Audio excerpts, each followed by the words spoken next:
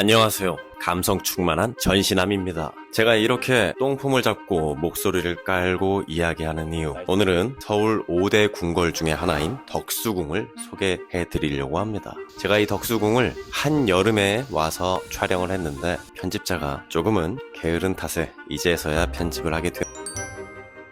덕수궁의 원래 이름은 경운궁입니다. 원래 그 전에도 이름은 있었는데 정릉동, 행궁, 그리고 서궁이라는 이름도 있었고요. 지금은 이제 고종 황제가 장수하기를 바라는 마음에 덕수궁으로 순종이 지었다고 합니다. 덕수궁은 야간 개장도 하고요. 밤의 석조전이라는 아주 핫한 전시도 합니다. 전시? 전시는 아닌 것 같고. 어쨌든 덕수궁의 주차 꿀팁을 알려드리겠습니다. 여기 서소문 한화빌딩 주차장에 이제 주말에는 당일권이 4,000원이에요. 근데 입구가 굉장히 좁습니다. 박을 뻔했어요. 자, 덕수궁 정문부터 소개해드리겠습니다. 대한문, 덕수궁 정문입니다. 지금 여기는 정문이잖아요. 모든 궁궐에는 이렇게 다 정문이 있습니다. 경복궁의 정문 어딘지 아세요? 경복궁은 광화문, 장덕궁은 돈화문, 경희궁은 흥화문, 창경궁은 홍화문, 이렇게 가운데에 모두 화자가 붙어있죠. 하지만 덕수궁은 대한문, 화자가 없습니다. 사실 이곳은 원래 정문이 아닙니다. 원래 여기는 동문이었습니다.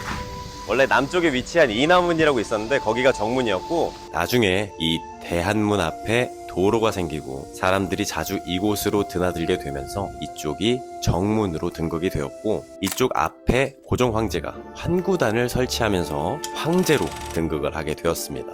원래 이 대한문도 원래 이름은 대안문입니다. 근데 한양을 널리 이롭게라는 뜻으로 대한문으로 고쳐지게 되었습니다. 저기 남쪽의 이남문은 지금은 없어졌습니다.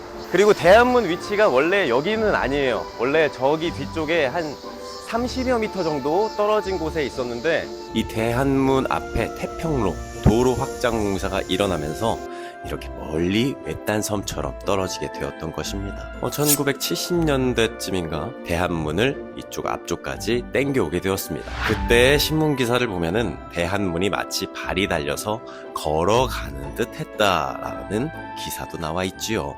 이제 정문으로 해서 들어가 볼까요? 1,000원이에요. 성인.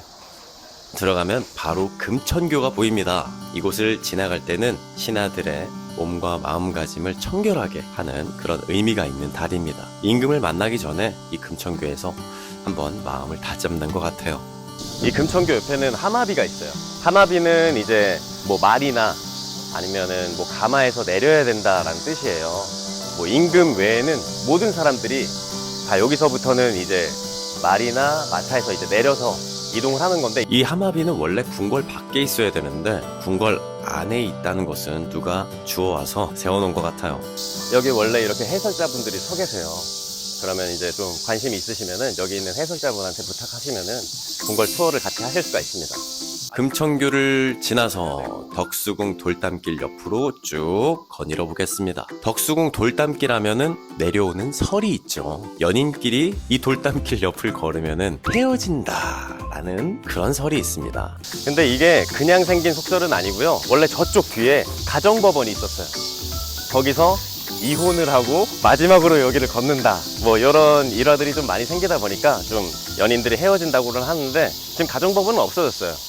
그리고 명성황후가 돌아가시고 고종 황제가 비를 두지 않았습니다. 왕비를. 그래서 그 명성황후의 한이 서려져 있어서 연인들끼리는 잘 안 되나 봅니다. 아까 제가 덕수궁의 원래 정문은 인화문이라고 했잖아요.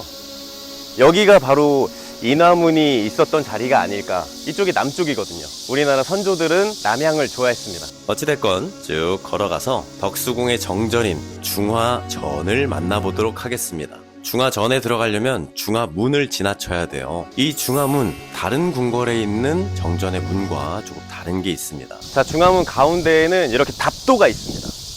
이 답도는 임금님이 가마를 타고 지나가는 길이에요. 이 답도가 원래는 봉황으로 새겨져야 되는데 여기는 용이 새겨져 있습니다. 고종 황제는 임금이 아니라 황제로 등극했기 때문에 황제를 상징하는 용이 이렇게 문양이 새겨지게 되었던 것이죠. 자, 여기 옆에 그리고 옆에 혜태 보이죠? 서울시의 마스코트입니다. 전설의 동물이죠. 중화문을 앞에서 보면은 웅장합니다. 원래는 2층짜리로 되어 있다고 하는데 저희 덕수궁은 대형 화재가 1900년대 초반에 나면서 모든 건축물들이 거의 재건축됐다고 보시면 됩니다. 재건축을 되면서 단층으로 지어졌다고 해요. 요 길을 보시면은 여기 가운데 어도라고 하는데 임금님만 여기로 지나다닐 수 있었고, 여기로 이제 다른 사람들이 지나가면은 곤장을 80대 정도 맞았다고 합니다. 그리고 양옆에 여기 나와 있는 건 이제 품계석이라고 해서 이제 신하들이 자기 계급에 찾아서 라인업 하는 거예요. 쉽게 말하면 이곳에서 좀 신하들을 집합시킨 다음에 여러 가지 의식이나 행사를 치렀다라고 보시면 돼요. 자, 그리고 이 바닥에 돌들 보이죠? 이 돌들이 되게 울퉁불퉁해요. 하지만 울퉁불퉁한 이유가 있습니다. 자, 햇빛이 내리쬐게 되면은 이 바닥에서 비춰지는 이 햇빛 때문에 많이 눈이 부셨다고 해요. 그래서 일부러 이렇게 울퉁불퉁하게 해놨다고 합니다. 이 돌들은 성모도에서 이렇게 가져왔다고 하는데요. 뭐 그렇다고요. 이 중화전 정전에서는 아주 애달픈 과거가 있어요. 고종 황제가 만주평화회의에 이제 특사를 보내죠. 헤이그 특사, 이준, 이상설, 이휘종 이렇게 세 분을 보내는데 이게 또 발각이 됩니다. 그러면서 너희 외교권을 우리한테 다 넘겨줬는데 왜 특사까지 파견을 해? 이러면서 고종 황제를 폐위시키는 거죠. 그 폐위식이 여기서 진행이 됐습니다. 엉터리 폐위식이요. 고종 황제를 폐위시키면서 이제 순종한테 이 황제를 넘겨줬다라고 해서 지들끼리 서로 이제 뭐 대역을 정해 놓은 다음에 여기서 그 가짜 즉위식이 열립니다. 자, 중화전 창틀을 보면은 황금색으로 되어 있어요. 임금을 상징하는 건 붉은색, 황제를 상징하는 건 노란색입니다. 그래서 골룡포도 노란색으로 되어 있죠. 안을 들여다볼까요? 어우, 천장 봐. 천정에 저렇게 용이 이렇게 날아가는 듯하게 멋있게 되어 있네요. 쭉 밑으로 내려다 보면은 저기 어좌가 있죠. 어좌 뒤에는 1월 오봉도가 있습니다. 우리 10,000원짜리에도 있는 그림이에요. 항상 임금이 지나다닐 때 임금이 있는 곳에 뒤에는 저 1월 오봉도가 있습니다. 제가 이곳은 황제가 있는 공간이라고 했죠. 자, 중화전 앞에 보면은 드무라는 곳이 있는데 이 드무는 이제 방화수를 담아놓는 그런 상징적인 그런 곳입니다. 우리 건축물들이 다 나무로 되어 있기 때문에 불에 굉장히 약했어요. 여기 만자가 써 있어요. 자, 임금한테는 천세라고 하고 우리 황제폐하한테는 만세, 만세라고 합니다. 그래서 여기 만자가 쓰여져 있고 덕수궁 내에는 또 정전 역할을 하는 곳이 또 있어요. 사람들이 다 여기를 보러 오거든요. 하이라이트 석조전입니다. 우리나라 궁궐에 이런 서양식 건물이 있다니 어우 멋진데요. 석조전은 말 그대로 돌로 만들어진 건물이라는 뜻이에요.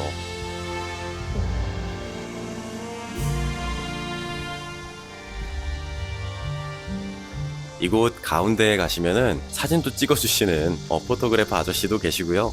그리고 여기 딱 포토존이 마련되어 있어요. 저희 사진도 여기서 찍어봤습니다. 자, 사진을 받았습니다.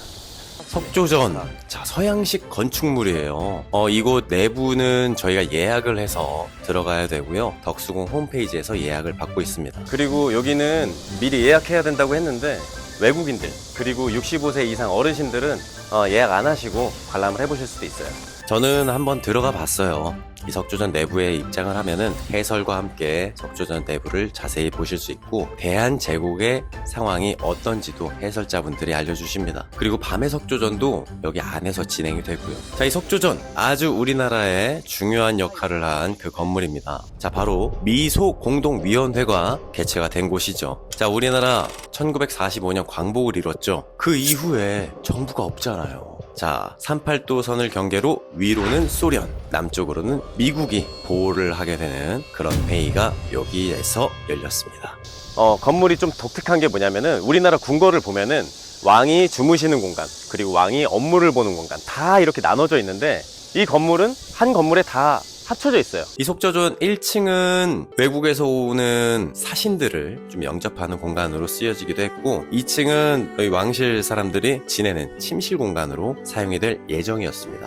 근데 아쉽게도 이 건물이 완공됐을 때는 우리나라를 일본한테 빼앗긴 때였어요. 그래서 이 건물을 사용을 하진 못했습니다. 뭐 주무시지도 못했죠. 막상 완공이 되고 나니까 고종 황제가 좀 불편하다라고 해서 이곳에서 주무시진 않았다고 합니다. 가운데 호수도 있고요.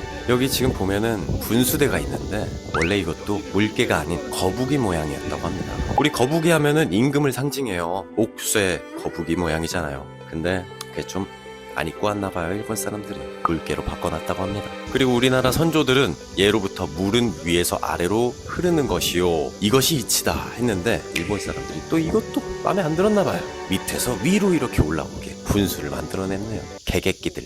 자, 이제 석조전 퀴즈. 앞에 가까이 가볼까요? 저 위에 있는 꽃 무슨 꽃인지 알아요? 바로 오얏꽃입니다. 오얏꽃이라는 건 자두꽃이에요. 먹는 자두 있잖아요. 저건 오얏꽃은 대한제국을 이제 상징하는 거기도 했고요. 이왕가라고 해서 이씨, 예, 이왕가의 이제 문양이기도 했어요. 우리나라 주권을 뺏기고 나서 일본 놈들이 여기를 이제 이왕가의 건물이다라고 이렇게 격화시켰어요. 왜 그런 거예요, 진짜? 왜 이렇게 못 살게 군 거야? 물론 그때 내가 없었지만. 자, 석조전은 저희 여기서 또 포토 스팟이 여기 한번 많아요. 제가 여기서 많은 분들 사진도 찍어줬습니다. 물론 저도 많이 찍었죠. 여기 또 사진 스팟. 그리고 이쪽에도 사진 스팟이에요. 2층에서는 뭐 요새 쇼핑몰에서도 많이 나와서 사진도 찍으시더라고요. 외국 느낌이 나잖아요. 뒤에 있는 전가까지 나오게. 여기 밑에 있는 이게 또 사진 스팟이에요. 그리고 안쪽을 한번 나중에 방문해보세요. 굉장히 예쁘게 꾸며져 있습니다. 진짜 서양식 건축물처럼. 석조전 이 기둥은 내부를 보면은 다 벽돌로 되어 있어요. 빨간색 벽돌. 그거를 겉에 이렇게 돌로 감싼 겁니다.